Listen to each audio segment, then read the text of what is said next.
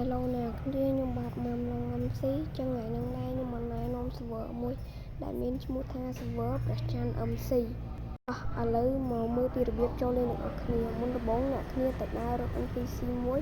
តមកអ្នកគ្នាចុចទៅបន្ទាប់មកអ្នកគ្នានឹងមកដល់លោក2ហើយអ្នកគ្នាអត់ធ្វើអីច្រើនទេអ្នកគ្នាត្រូវទៅរក NPC មួយដែលមានឈ្មោះថា Free Kick បន្ទាប់មកយើងចុចអារូបដាវនឹងទៅបងប្អូនអូខេតមកអ្នកគ្នាត្រូវរក NPC មួយដែលមានឈ្មោះថា OTP តមកអ្នកគ្នាចុចអារូបដីនឹងទៅអូខេចឹងអ្នកគ្នានឹងមកដល់កន្លែង Overworld ធម្មតារបស់យើងហើយចឹងខ្ញុំនឹងប្រាប់ពីរបៀបលេងខ្លះៗផងឡាអូខេចឹងមុនដំបូងគឺមានដូចជា comment / claim អ្នកគ្នាសរសេរទៅ C L A I M ទៅនឹងចេញមកហើយចឹងខ្ញុំខ្លាចអត់កើតដោយសារតែខ្ញុំមានដីរួចរាល់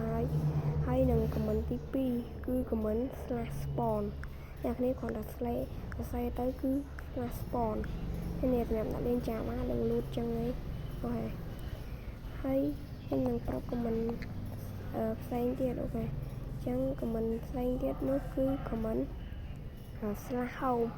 អ្នកនេះត្រូវ /home មកអូខេអ្នកចាបានគឺចេញចឹងហើយបងប្អូនចឹងអ្នកគ្នាត្រូវ select មួយណាដែលអ្នកគ្នាពេញចិត្តមុនដំបូងអ្នកគ្នាចុចអាខើមបន្តនឹងចុចអាលើអូខេហើយចឹងខ្ញុំទៅផ្ទះខ្ញុំសិនណាអូខេឥឡូវមកដល់ផ្ទះខ្ញុំហើយបងប្អូន yes ហើយនេះយើងបានហើយវីដេអូនឹងមកដល់ទីបញ្ចប់កុំភ្លេចជួយ like ជួយ share ខ្ញុំអ្នកមួយផង